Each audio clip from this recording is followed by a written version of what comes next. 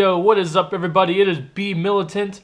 Welcome back to the channel. I am your host here on the Redskins Review. If you guys are new here, what I do is I make weekly videos talking about the Redskins and the NFL in general, so please leave a like or favorite or even subscribe and stick around if you guys like the content on the channel.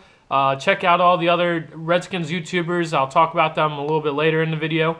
And you guys, with the Redskins-Packers game coming up this Sunday, I just have to say, with all due respect, and I do mean with all due respect, fuck Aaron Rodgers, bro. I'm fucking tired of hearing about Aaron Rodgers. God, you guys know that I am a huge Redskins fan. You guys know that if it's not Sunday and the Redskins aren't playing that day, I'm watching Redskins videos and I'm watching other Redskins YouTubers out there who are putting out good content, and I'm watching interviews with all of our players. All goddamn week this week, I had to sit here and watch all of our players and our head coach go up there and talk to reporters and sit there and say, oh, yeah, Aaron Rodgers might be having a down year or whatever, but guess what? He's still Aaron Rodgers. He can still extend plays. He can still throw the ball down the field. Aaron Rodgers is a first ballot Hall of Famer. Aaron Rodgers this, Aaron Rodgers that. He's so good. Aaron Rodgers is the shit. Aaron Rodgers, Aaron Rodgers, Aaron Rodgers. I'm fucking tired of it, dude. We did this last year.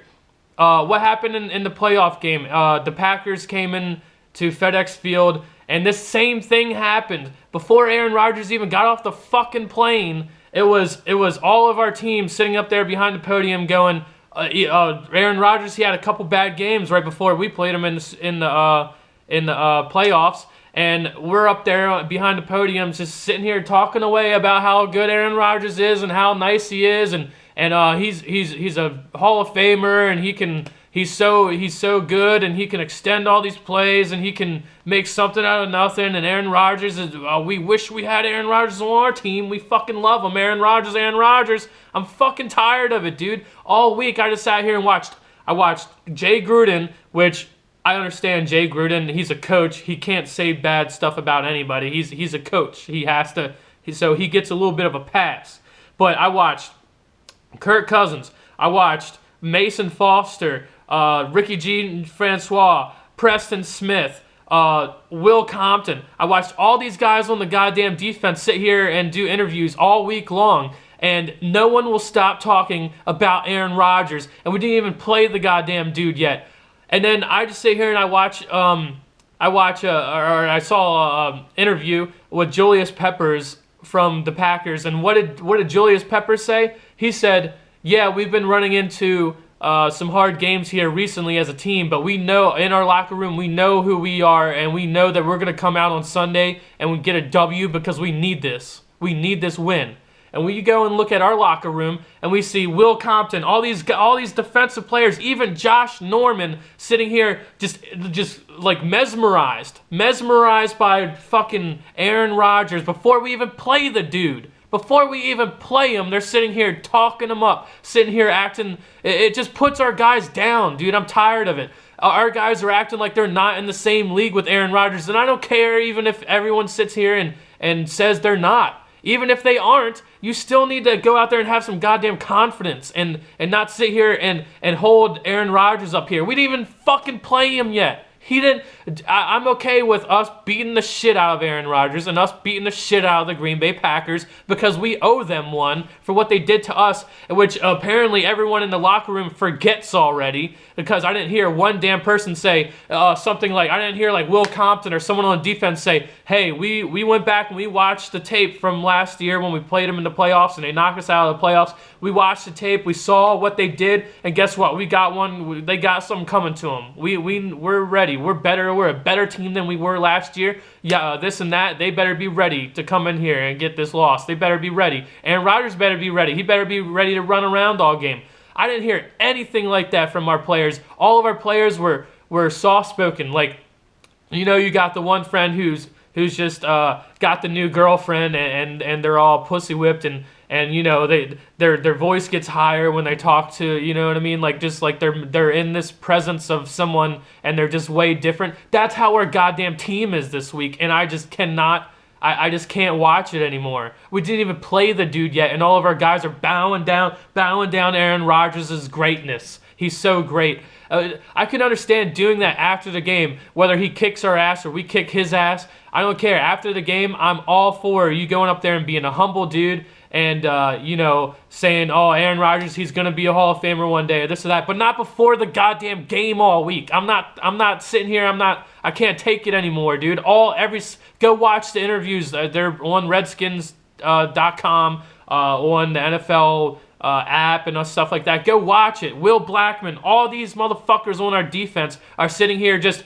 bow down to Aaron Rodgers before he's even in DC. All week long, they've been sitting here, just sitting here, not, like I said, not saying anything like, oh, we've improved from last year, and I think they're going to realize that we're a much better, more improved team than they saw last year and stuff like that. No one has defended ourselves at all. Everyone has just talked about Aaron Rodgers, and it's like he already beat us before we even played him. And it's just I'm not happy about it, dude. I am not happy about this game coming up if our guys have been just under the mystique of the greatness of what is Aaron Rodgers. I don't care, man. I don't care. And sure, you know, like I said in the title of this video, I'm sure it's going to be something, you know, like screw Aaron Rodgers, or at the beginning of the video, I said, with all due respect. But yeah, I obviously, and the thing is, everyone knows Aaron Rodgers is good. Everyone who pays any attention to the NFL understands Aaron Rodgers is good. So I don't need to hear our players tell us when any fan of the NFL that knows barely anything about the NFL, they've heard of Aaron Rodgers, they know he's good. I don't need our players to sit up here and just keep regurgitating the same shit about how good he is and what he can do, and this or that. We got to be ready for him to extend plays and out of the pocket. And he's dangerous, and he's dangerous here. He can make all the throws. Every single one of our players has said the same shit like that. And you know what Aaron Rodgers isn't doing over in Green Bay right now? Not saying shit like that about our team. He's not.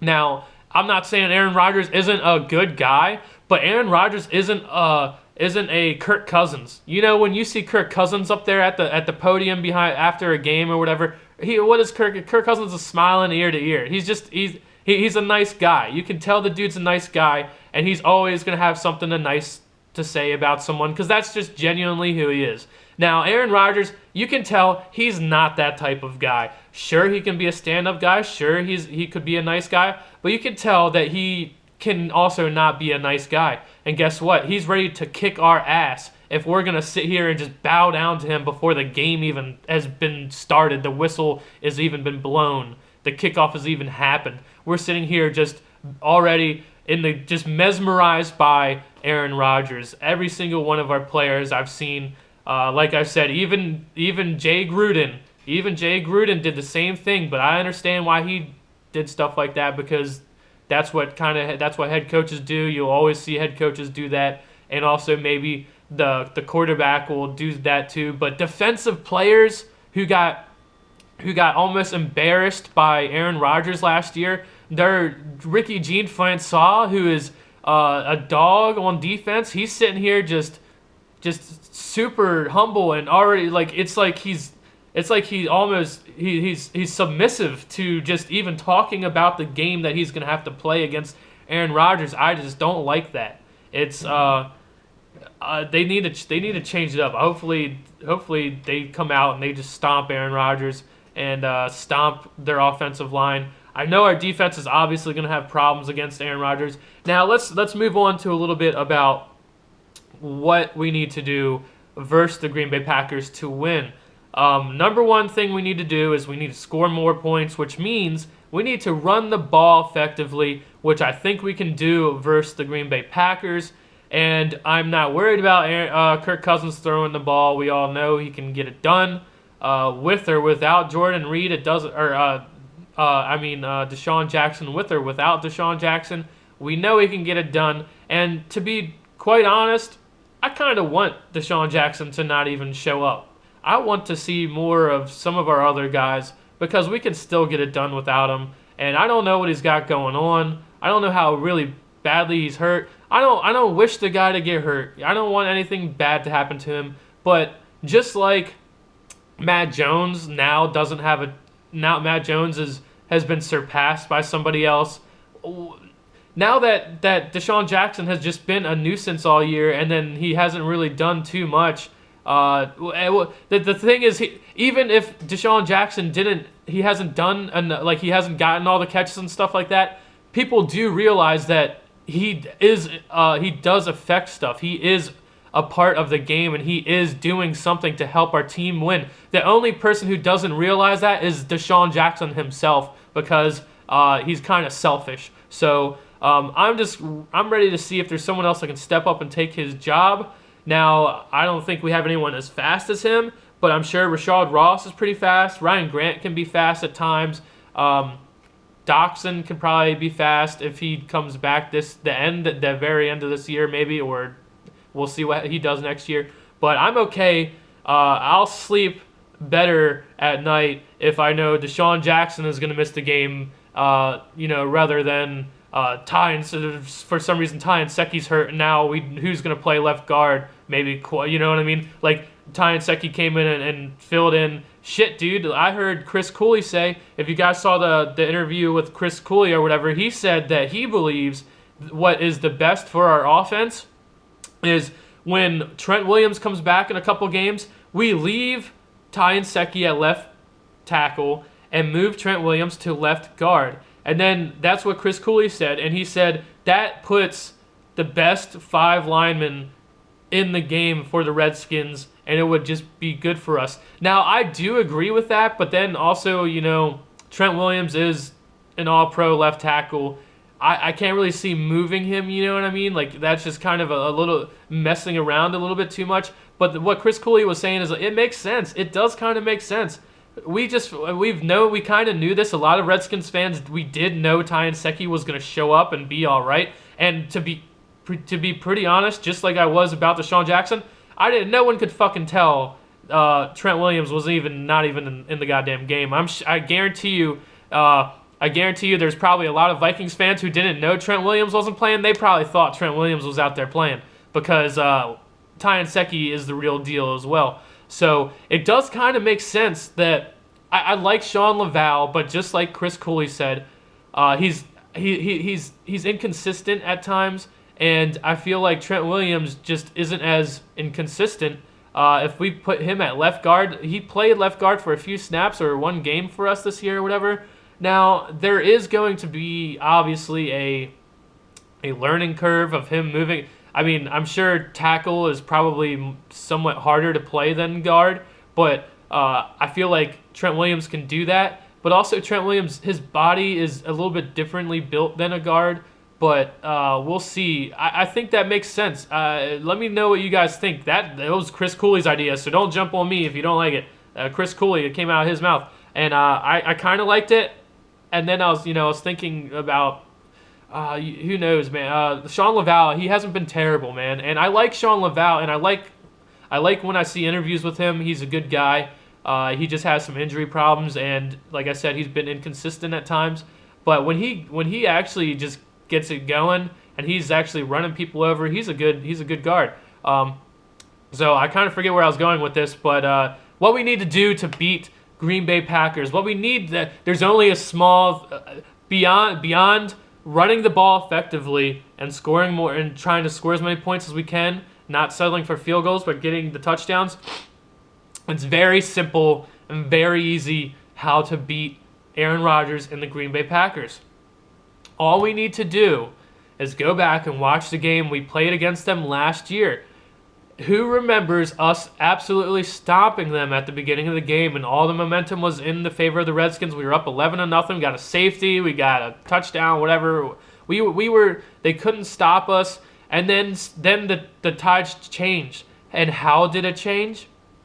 Aaron Rodgers took control of the game by taking over. He took advantage of our young defense who just wasn't ready for Aaron Rodgers.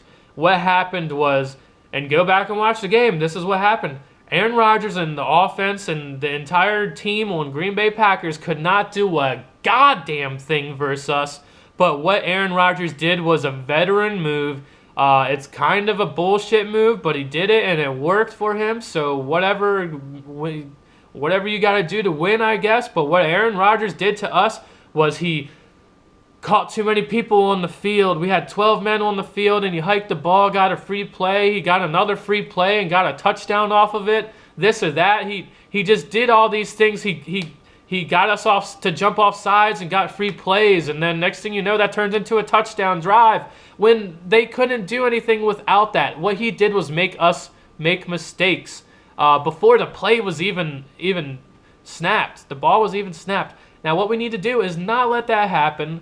If that requires us to be a little bit more reactionary than attacking on defense, then so be it. I would rather that happen than us get fooled by Aaron Rodgers. That's all that happened, was we kept getting fooled by Aaron Rodgers because our guys we had a lot of guys that were, not first string guys at that time of the year. All these guys getting hurt and stepping up, and we had a lot of young guys besides like D'Angelo Hall. There's a lot of young guys on that team at that time, and he was just taking advantage of us. So as long as we don't let Aaron Rodgers do that small little minute bullshit shit to us just to get some momentum going and get some points, and then after that the Green Bay Packers just swarmed together and realized that the game's not over and the momentum went to their team, we can score the points. I'm not afraid of the defense. I'm not afraid of anyone on that team except for Aaron Rodgers, but we can't sit here and just act like Aaron Rodgers already frickin' beat us. I'm not about that, man. And our guys have been submissive all week long. I've heard a lot of different people talk, and guys that are normally not like that. I mean, Ricky Jean-Francois, he's a wise dude. He's kind of older, he's a veteran, but still, you're on the defense. You're going to be getting after this guy. You can't sit here and put him up there before you even play him. Maybe after the game, say some nice shit about him, but don't keep going on and on about how good he is. That's kind of a loser's mentality is what I'm trying to get at, dude. You should be sitting here acting like they should be talking about you in the light that you're talking about Aaron Rodgers, and you should be talking about how you're going to show everybody on Sunday night, the entire nation, how good you are and how many times you're going to get to and sack Aaron Rodgers. That's what you should be saying. Now, not be super cocky, but you got to throw something in there. Get the Redskins fans pumped up, man. Julius Peppers is sitting here already talking shit. You know what I mean? So, come on, man. Let me know what you guys think. It's kind of I didn't expect this video to be that long, so let me know what you guys think. Let me know what you guys think about the Chris Cooley thing, whether we should put Trent Williams at left guard. Who knows? We'll see. So, hail to the Redskins as always, guys. Check out all the other YouTubers. Louis T had a good show. On the Warpath had a really good show. He just keeps getting better and better. So, shout out to them. Redskins Breakdown, always hilarious. I love that channel because even if the Redskins were to lose, they kind of brighten up the mood. They're just so hilarious. It's like a duo of guys over there that just they're just comedians, dude. It's fucking hilarious. So see you guys in the next one. Peace.